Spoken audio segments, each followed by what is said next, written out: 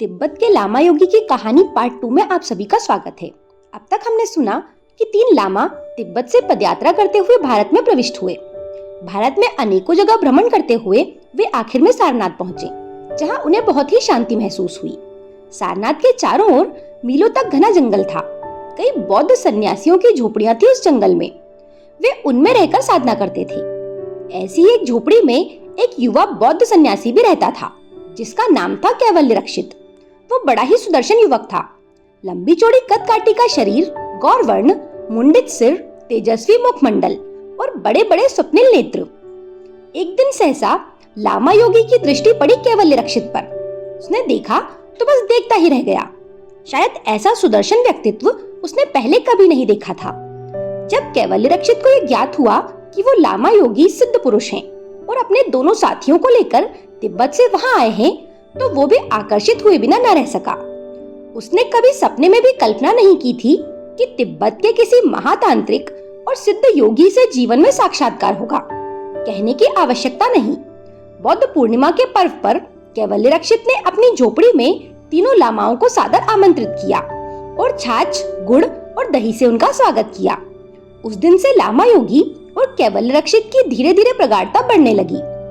पूरे परिवार से आज्ञा लेकर ही कोई व्यक्ति बौद्ध संन्यास ग्रहण कर सकता है। एक दिन अवसर देखकर लामा योगी ने कैवल्यरक्षित से पूछा, क्या तुमने परिवार से आज्ञा लेकर संन्यास ग्रहण किया है? ये सुनकर कैवल्यरक्षित कुछ क्षण मौन रहा, फिर धीमे किंतु गंभीर स्वर में बोला, परिवार में भला है ही कौन जिससे आज्ञा लेता? अंतिम में माता ही जीवित थी और जब उनकी भी मृत्यु हो गई तो चिता की अग्नि में उनके शव को जलते हुए देखकर मन में वैराग्य उत्पन्न हो गया। फिर शमशान से मैं घर वापस नहीं लौटा, सीधे यहाँ चला आया और संन्यास ले लिया। किसको सन्यासी गुरु बनाया था तुमने? किससे लिया था तुमने संन्यास? लामा योगी ने प्रश्न किया। किसी से नहीं, किसी को अपना गुरु नहीं बनाया था मैंने। मेरी कल्पना में मेरा कोई गुरु थे तो वो थे स्वयं भगवान तथागत। कैवल्यरक्षित एक सांस में ही इतना बोल गया और फिर सिर झुकाकर जाने क्या सोचने लगा। लेकिन बिना दीक्षा प्राप्त किए संन्यास मार्ग पर चलना धर्म के विरुद्ध है। तुमको दीक्षा लेनी चाहिए, लामा योगी ने गंभीर स्वर में कहा। तो आप ही दे दीजिए मुझे दीक्षा। आपसे अधिक योग्य गुरु आखिर मुझे कहाँ मिलेगा?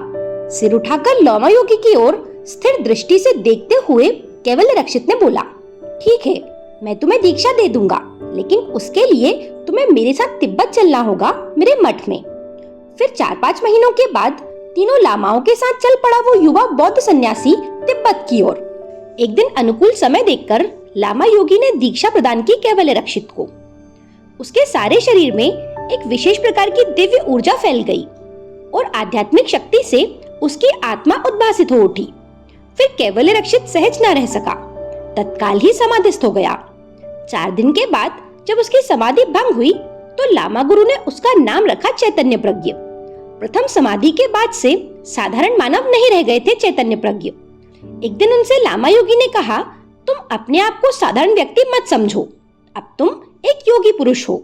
तुम्हारे भीतर जो आध्यात्मिक संसार है और साधना की योग्यताएं हैं, वो विरले ही किसी मनुष्य के पास होती हैं। मनुष्य का शरीर एक आवरण है जिसे एक महान शक्ति संचालित और परिचालित करती है, और उसी शक्ति का नाम आत्मा है। आत्मा को स्वतंत्रता और सामर्थ्य उपलब्ध है कि किसी भी समय शरीर को छोड़कर अलग हो सकती है उससे। आत्मा की स्वतंत्रता और सामर्थ्य एक योगी भी साधना के बल पर प्राप्त कर सकता है, जिससे वो जब चाहे तब अपना शरीर छोड़कर उससे अलग हो सकता है और पुनः उसमें इच्छानुसार प्रवेश भी कर सकता है।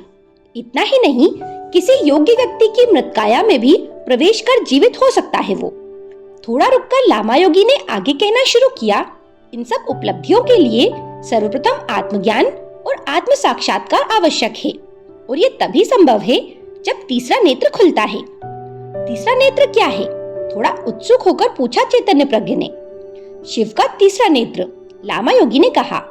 वो नेत्र भूमध्य के ऊपर सभी मनुष्यों के पास है, लेकिन बंद है, उसे खोलना पड़ता है। चैतन्य प्रज्ञ ने फिर प्रश्न किया, आखिर वो कैसे खुलता है? भारतीय योग साधना में 6 चक्रों का वर्णन है। उसी में एक चक्र है आज्ञा चक्र। अन्य चक्रों के भेदन के पश्चात अंत में आज्ञा चक्र का भेदन होता है। और उसके भेदन होते ही तीसरा नेत्र खुल जाता है। यदि विचार पूर्वक देखा जाए तो भारतीय योग साधना की ये अति दीर्घ यात्रा है। कई जन्म जन्मांतरों के पश्चात कभी किसी योगी का तीसरा नेत्र खुलता है, लेकिन वो निश्चित नहीं है और वो भी एक प्रकार से संदिग्ध ही है। तब ये कैसे होगा? चैतन्य प्रज्ञ थोड़ा व्यग्र होकर प्रश्न पूछने लगे। लामा योगी कुछ क्षण मौन रहा और फिर गंभीर स्वर में बोला, हमारी तिब्बतीय योग तांत्रिक साधना परंपरा में तीसरे नेत्र को खोलने की एक क्रिया है और वो क्रिया है शल्य क्रिया। भारतीय योग साधना द्वारा जो उपलब्धि कई जन्म जन्मांतरों के पश्चात योगी को होती है और जिसके लिए साधक को साधना मार्ग की अंतहीन यात्रा करनी पड़ती है, वो उपलब्धि शल्य क्रिया से संभव हो जाती है, थोड़े समय में और थोड़ी सी साधना से। ये सुनकर पुलकित हो उठा चैतन्य प्रज्ञ। गदगद होकर बोला, क्या आप शल्य क्रिया के द्वारा मेरा तीसरा नेत्र खोल सकेंगे? क्या वे समस्त सिद्धियां उपलब्ध कराएंगे आप मुझे? ये सुनकर स्थिर दृष्टि से एक बार चैतन्य प्रज्ञ की ओर देखा लामा योगी ने और फिर फुसफुसाहट भरे स्वर में बोला, इसी कार्य के लिए तो तुमको लाया हूँ यहाँ। चैतन्य प्रज्ञ, तुम संस्कार संपन्न योग्य पात्र हो इसके लिए। मैं तैयार हूँ गुरुदेव, हर्षित होकर बोला चैतन्य प्रज्ञ। अब आप जो आज्ञा देंगे उनका पालन तन मन और आत्मा से करूंगा मैं। दूसरे ही दिन से मठ में आयोजन शुरू हो गया चैतन्य प्रज्ञ की शल्य क्रिया का। उस रहस्यमय गुप्त मठ में एक ऐसा कक्ष था जिसके भीतर अंधकार ही अंधकार भरा था। प्रकाश की एक पतली सी रेखा भी नहीं थी। सर्वप्रथम चैतन्य प्रज्ञ के ललाट पर अनेक प्रकार की वनौषधियां और जड़ी बूटियों का लेप लगाकर उसे अंधकार में डूबे कक्ष में उसे बंद कर दिया गया। दूसरे दिन प्रातः काल कक्ष का कपाट खोला गया। उस समय लामा योगी के साथ 3 और लामा भी वहां उपस्थित थे, जो उस आयोजन में सम्मिलित होने के लिए किसी अन्य गुप्त मठ से लाए गए थे। तीनों लामाओं को यह देखकर आश्चर्य हुआ कि पूरी रात अंधकार में डूबे हुए प्रकोष्ठ में अकेले रहने के पश्चात भी मंद मंद मुस्कुरा रहा था चैतन्य प्रज्ञ। उन दोनों आगंतुक लामाओं के सामने लामा योगी ने चैतन्य प्रज्ञ को संबोधित करते हुए सर्वप्रथम शल्य क्रिया की प्रक्रिया समझाई और फिर कहना शुरू किया कि शल्य क्रिया से तुमको असहनीय शारीरिक कष्ट होगा, असहनीय वेदना होगी और होगी असहनीय शारीरिक यंत्रणा भी। किंतु तुमको इस बात का पूर्ण विश्वास रखना होगा कि तुमको जो कष्ट, वेदना और यंत्रणा प्राप्त होगी, वे सब मिलकर तुम्हारे लिए परम सिद्धि का मार्ग प्रशस्त करेंगी। इसमें संदेह नहीं है। ये तुम्हारी कठिन से कठिन परीक्षा है। अब तुमको इस परम सत्य को स्वीकार कर लेना चाहिए कि तुम्हारा ये पार्थिव शरीर तुम नहीं हो। इसलिए समस्त कष्टों, समस्त वेदनाओं और समस्त यंत्रणाओं का प्रभाव अपने मन और अपनी आत्मा पर पड़ने नहीं दोगे और पूर्ण मनोबल और पूर्ण आत्मबल से सब कुछ सहन कर लोगे तुम। चैतन्य प्रज्ञ पूर्ववत मुस्कुराते हुए सब कुछ सुनता रहा। उसे तो साधना की चरम सीमा पर पहुंचना था, परम दुर्लभ सिद्धियों को प्राप्त करना था और होना था परम ज्ञान को उपलब्ध। इसलिए वो बहुत ही उत्साहित था और प्रसन्न भी। सभी प्रकार के कष्टों और सभी प्रकार की यंत्रणाओं को सहने के लिए वो बिल्कुल तैयार था। अपने गुरु के शब्दों से उसे और बल प्राप्त हुआ। सिर झुकाकर उसने स्वीकृति दे दी। क्या शल्य क्रिया के द्वारा चैतन्य प्रज्ञ का तीसरा नेत्र खुल सका और फिर उसके आगे क्या हुआ, ये जानने के लिए आप अगला वीडियो जरूर देखें।